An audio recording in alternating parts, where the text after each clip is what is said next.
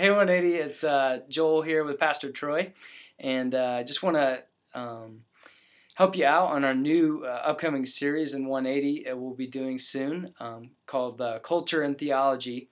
We'll be doing 2 weeks on God and sex and 2 weeks on God and Facebook. So that might alarm some of you, and so just want to talk a little bit just about what that's going to look like, and get some wisdom from Pastor Troy.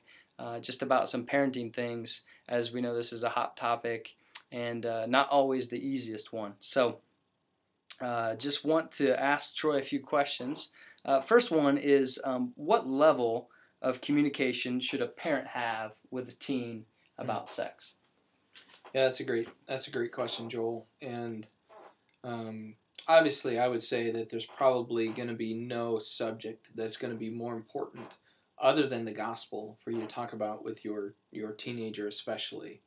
God has created us to be physical beings, and probably the number one destroyer of our lives, the number one destroyer of our families, the number one destroyer of our relationship with Christ is our inability to have self-control as we think about the area of sex. And I would encourage parents and I would encourage teenagers the same thing. Your advocate in knowing how to manage your sex drive, the very best advocate that you're going to have is going to be, for you teenagers, your parents. And parents, the best way that you can advocate for them is to be in relationship with them and to start as early as possible talking in authentic ways with your teenagers in any every context. It comes up on commercials, it comes up in movies, All over. The lies of relationship, about boy-girl things. A pattern for me, and one way that I've got into this conversation I think is really important, is it is really foolish for teenagers to talk to teenagers about sexuality because they don't know anything. They're just discovering that, and yet they want to talk about it all the time. In fact, they talk about it way too much.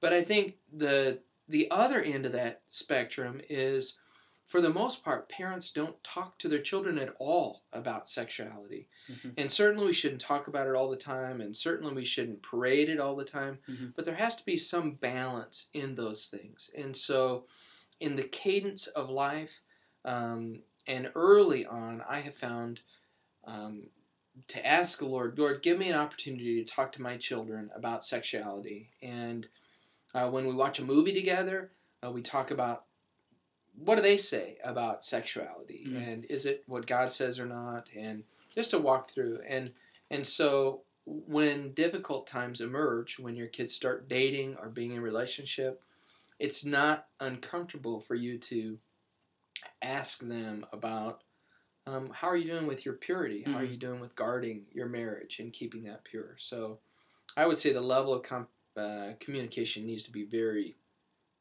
heavy, mm-hmm. and often. So yep. So not just a talk, but a bunch of talks throughout the course of life. Yeah, I mean, it should be the cadence of life. From the reason I lock my door at night in the bedroom sometimes, and sometimes I don't. Mm-hmm. And to wow, what do you think about that? If you have a son, what do you think about?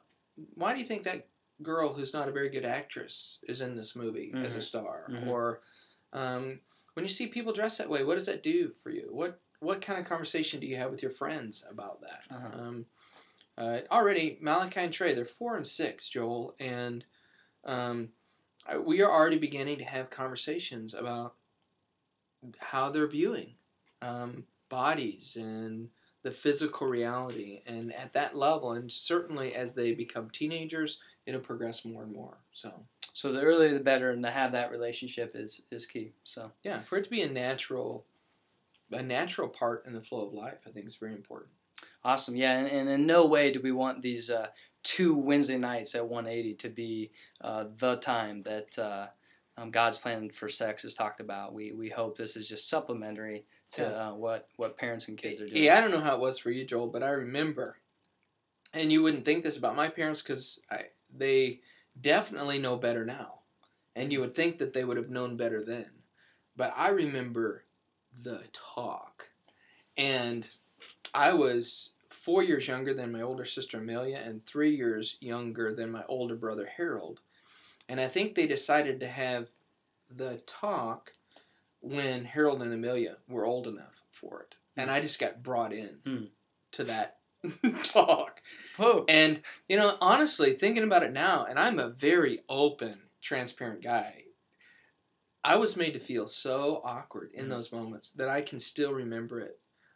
I can remember we all sat on the bed, and it was my parents' bedroom, and at some point my dad took my brother and I into the bathroom that was off the bedroom, and I just thought, this is the weirdest moment of my parent-child relationship, and was so happy for it to be over.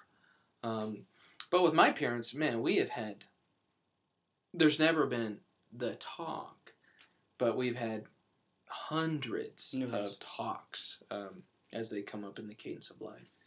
Awesome. So as we think about those conversations and just style and just ministering to kids, what way would you say would be best? A proactive approach or a reactive approach to what happens involving the topic of sexual things? Yeah, it's almost like a question that's answering itself. Proactive is the obvious answer, but the issue is not am I going to be proactive or reactive. It's am I going to be disengaged or engaged? Am I going to be involved or uninvolved? Even though we're kind of talking about the talk is a bad way to go, it's better to have the talk once than to do what most people do, and that's nothing. Never, yeah. And so whatever level you're engaging your children at, I have never known parents who were too involved. I've known parents who are too strict, too restrictive, too legalistic in the way that they approach parenting, but I've never known parents who were too interactive in conversation and communication with their kids. And so I would say way on the other side, we need to take steps toward being proactive in conversations with our kids.